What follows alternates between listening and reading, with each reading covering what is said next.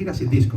En aquel momento sí, se podía hacer eso. La gira empezó en abril y no penséis que empezó en Londres, empezó en Split y luego en Jerusalén. O sea, es decir, oye, vamos a ver las primeras. ¿Dónde? En Split, en Croacia y en Jerusalén, sin disco. O sea, esto sería impensable, Será un primero extraño. ¿Pero qué coincidió en el lanzamiento de ese disco y por qué el disco tuvo tanto éxito?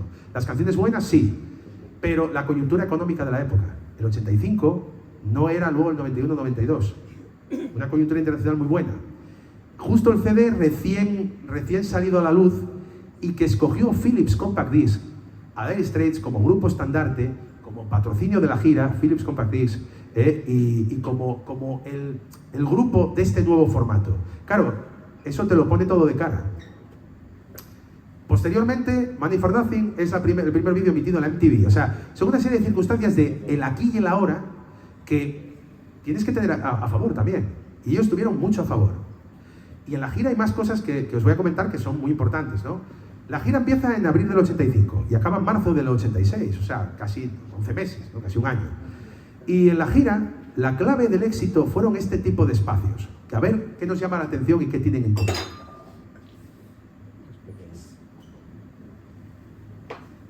Por ejemplo, en Estados Unidos.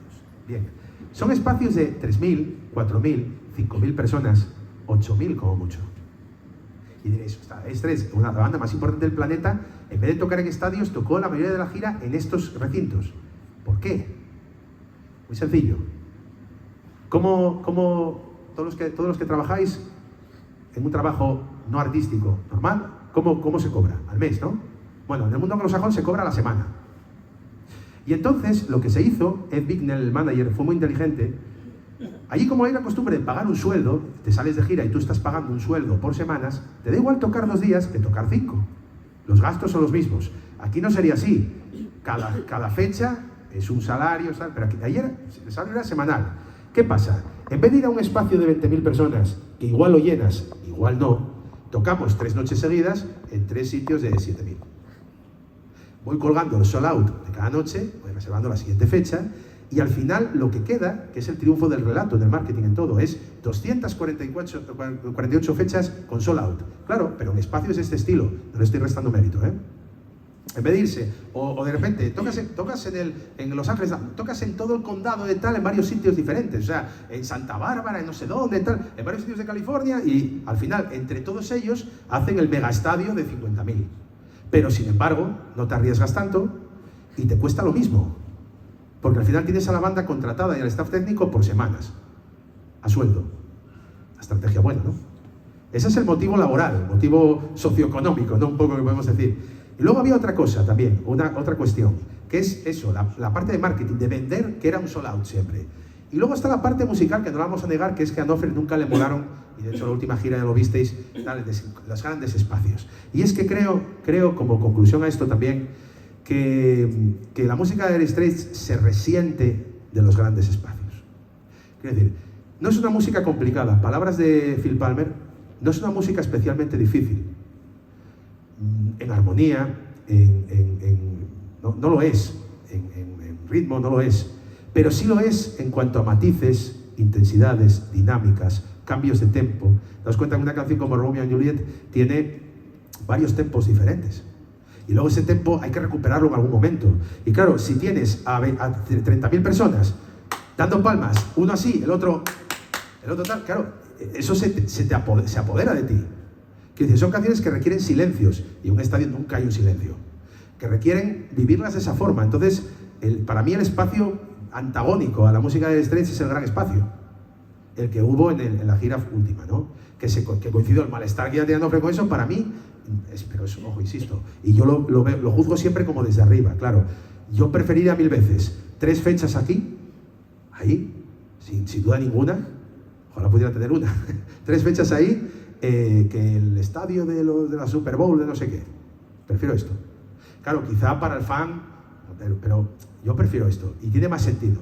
O sea, la música de Dire Straits es una música llena de detalles. La dificultad, el demonio está en los detalles, ¿no? La dificultad está en los detalles, y esos detalles y esa factura musical es más acorde a espacios medios, pequeños y medios, que a grandes estadios. Y entonces el motivo artístico, el motivo económico que permitía, oye, me va a costar lo mismo la banda y el staff tocando 2 días a la semana que tocando 5. Coño, pues vamos a hacerlo de esta manera, que así vendemos la moto, que no es ninguna moto, que es, cuidado, de todas las fechas con Sold Out. Las 13 noches seguidas en el Wembley Arena. Podrían haber sido 2 Wembley Stadium, ¿no? O 1 o 2, por ahí. Podría haber sido eso. No, pues mejor esto.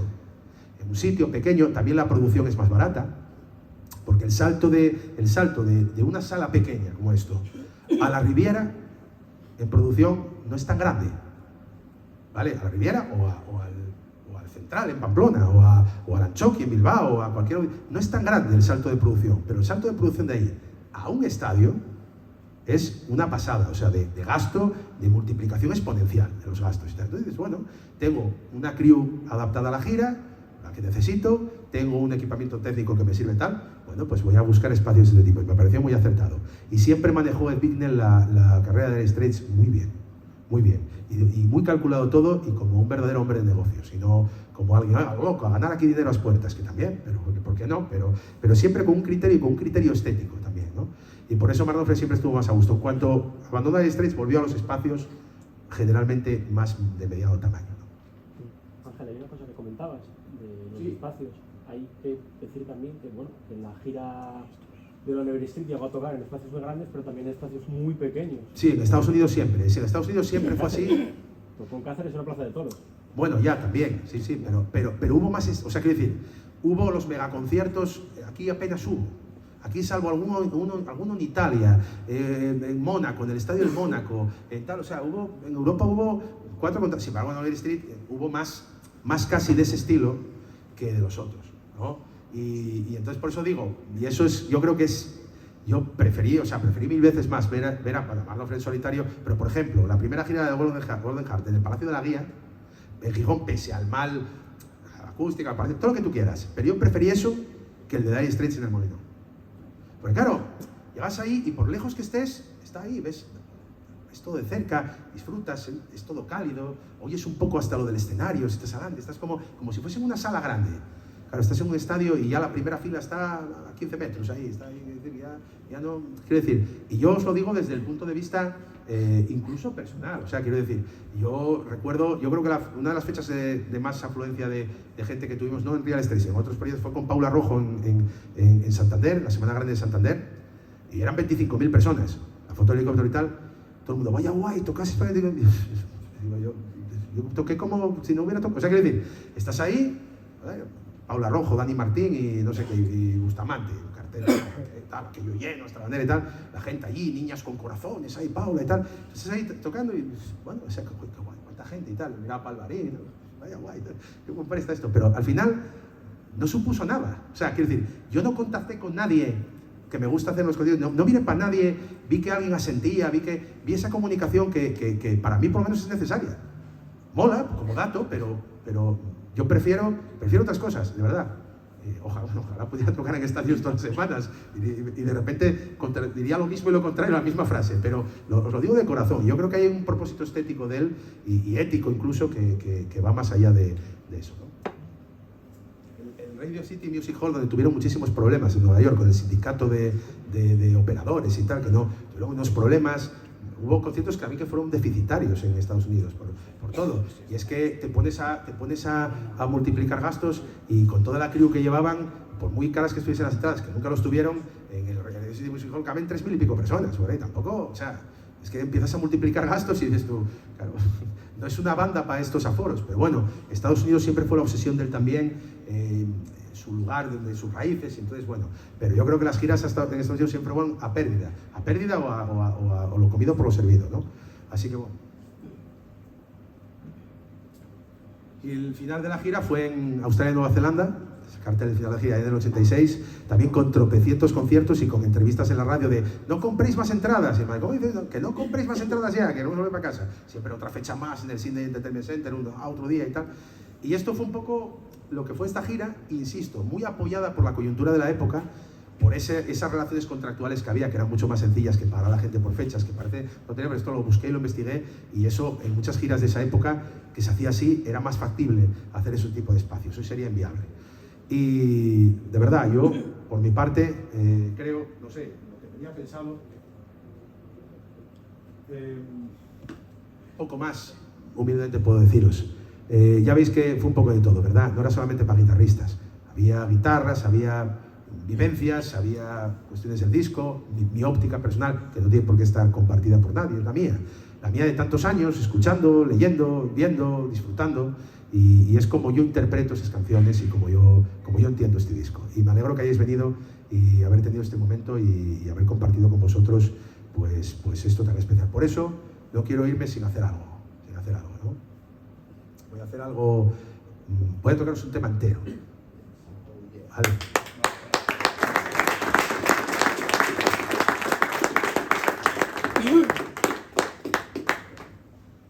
Un tema entero que me sirva de despedida y que evidentemente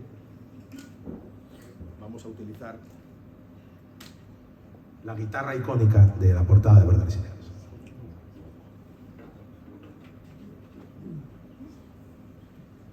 Muchos creéis saber la que voy a hacer, pero no. Los que sois guitarristas sabéis que voy a cambiar aquí la cejilla.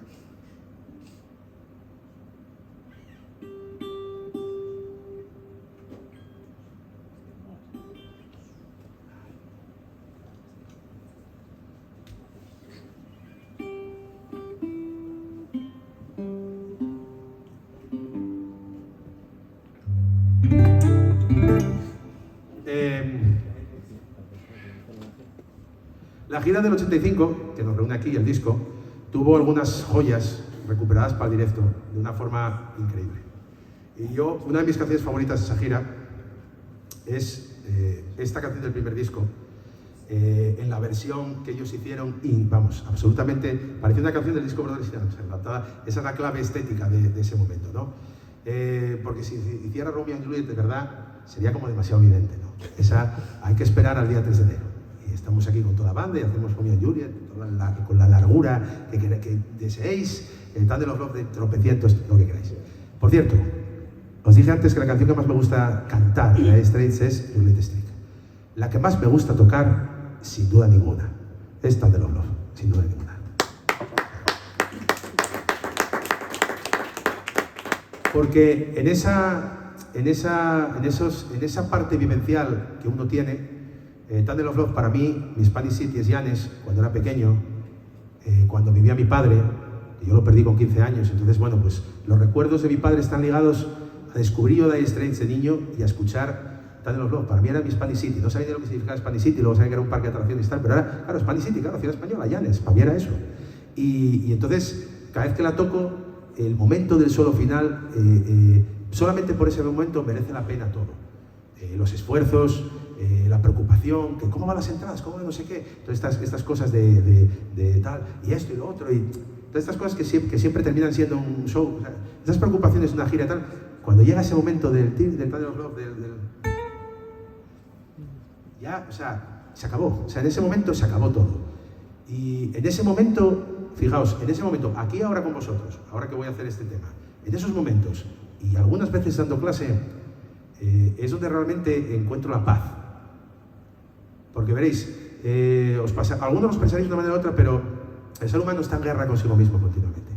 Entre lo que tú querrías haber sido, lo que eres, lo que sigues deseando ser, la imagen que los demás tienen de ti, la que tienes tú de ti mismo, lo que eres realmente, todo eso está en un continuo conflicto, en unas personas más que en otras. Pero parafraseando al protagonista del Último Samurái, pues al final, tocando estas canciones, en ese momento justo, en ese momento, o en el momento, en estos momentos que como vosotros y tal, es el momento en el que encuentro esa paz que todos buscamos, pero que muy pocos encuentran. Es ese momento, en el momento que la lucha y las batallas se acabaron. Y entonces para mí es esencial, y eso está en el Love, ese momento de paz, ese momento de volver a ser niño, como cuando éramos niños en la canción española, es exactamente lo que siento cuando lo canto y cuando la toco. Así que esa es la canción que más me gusta tocar. Y esta que voy a hacer para despedirme es esa versión que hicieron en esa gira, y con eso nos decimos adiós, charlamos un poco si necesitáis, queréis acercaros a ver las guitarras, charlar lo que sea, pero damos por finalizada esta sesión, ¿no? Por así decirlo. Así que vamos a ello.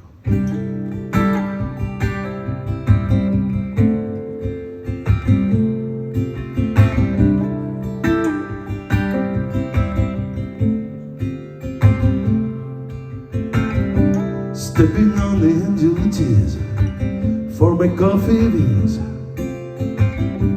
taking out the movies and the magazines. The waitress is what is me, crossing up the Baraka bar. I get the pickup for my steel guitar. So yeah, walking on down Salisbury Avenue. Excuse me for talking, I wanna marry you. East is heaven, 7th Street. Don't be so proud. Just another angel in the crowd, and I'm walking in the Wild West End. Walking in the Wild West End.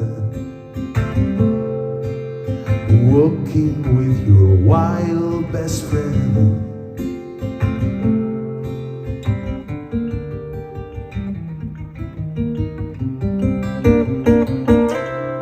And the car was on the number 19.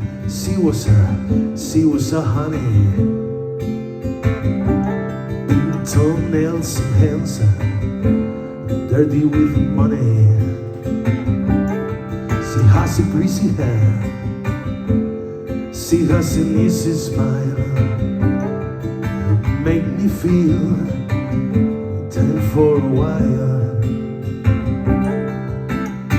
I went down to Chinatown. In the back room there's a man's world. All the money go down. Duck inside the doorways.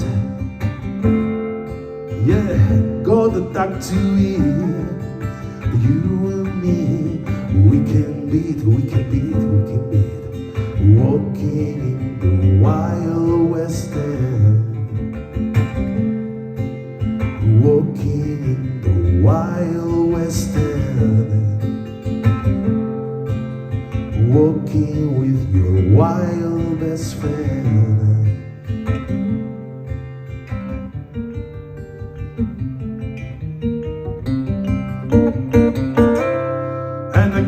Go dancing.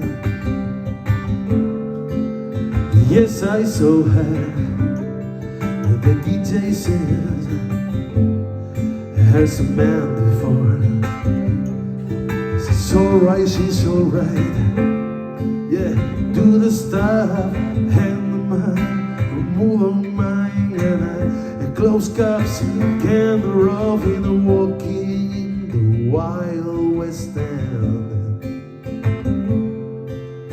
Walking in the Wild West End. Walking with your wild best friend.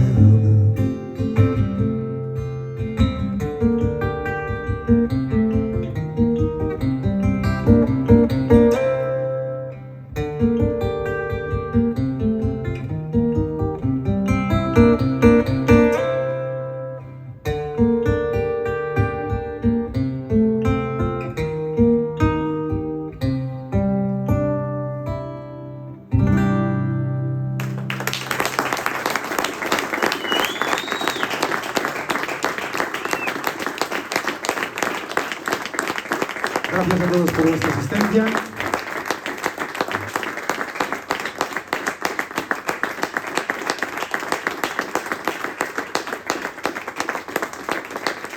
Nos vemos el 3 de enero, ¿verdad?